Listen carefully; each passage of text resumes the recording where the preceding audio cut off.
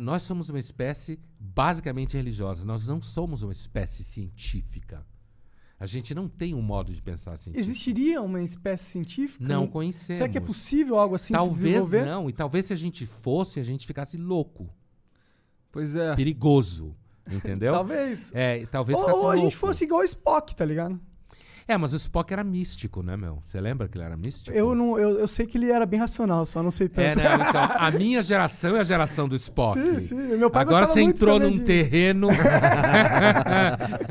que você mais... O Spock, ele era extremamente racional, lógico. Primeiro, o Spock era um personagem híbrido, né? Que o pai dele era vulcano e a mãe era terráquea, como se falava. E assim... mas os vulcanos, enquanto tal, eles eram extremamente lógicos, mas eles acreditavam em vida após a morte. Tem episódios que mostram isso. Entendeu? Na separação de espírito e matéria. Spock era místico. Não era materialista. Interessante. E você acha, então, que o mundo é um mundo materialista? Essa pergunta quer dizer se eu acho que só existe aquilo que é formado por átomos? Você acha que isso... É isso que você quer dizer? Caralho, alguém que decifra o monarquês.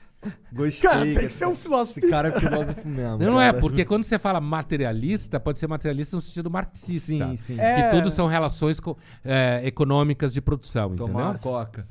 Então. Sim. E eu entendi que você estava falando nesse sentido originário. Exato. Né? Que a gente chama em filosofia de materialismo atomista. Né? Por causa do Epicuro, do Demócrito, na Grécia e tal. Eu vou te dar uma resposta bem cuidadosa, que é o seguinte.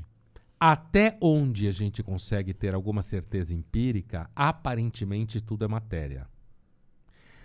Mas nós não temos como assegurar com absoluta certeza que não exista nada além da matéria.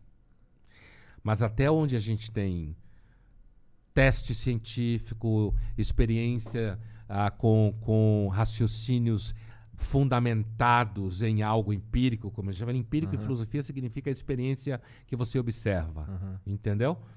Não dá para dizer que exista vida após a morte, mas isso não é garantia, porque a gente seguramente não sabe tudo. Quando os cientistas conversam com você e falam assim, 95% da energia do planeta é matéria escura e energia escura, e a gente simplesmente não sabe nada sobre isso.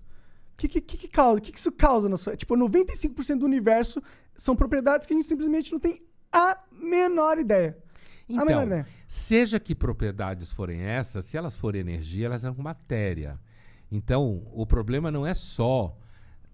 o problema não é se existe algum tipo de matéria ou de configuração de energia que a gente não conhece.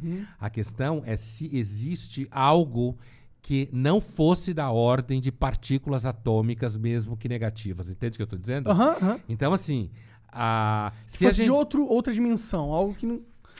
Algo que não fosse nem do nosso tipo de realidade. Algo que seja, como se fala em filosofia, transcendente. Que transcenda a imanência do ser, que envolve, inclusive, a antimatéria. Certo?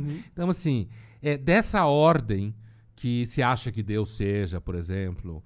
Os deuses antigos, veja, os mortos não eram dessa ordem. Eles eram só vivo que continuou vivo e morreu e continuou vivo. Né? E que aí virava uma espécie de poltergeist, dependendo da comida que se dava para ele. Ele podia te ajudar a combater as doenças. E o nosso problema é que nós somos uma espécie que sabemos mais do que deve. Aí eu concordo, eu acho que um cachorro é muito mais feliz que eu. Então, a gente sabe mais do que deve, mas a gente não sabe tudo o que precisa para saber. A gente tá no meio termo de merda.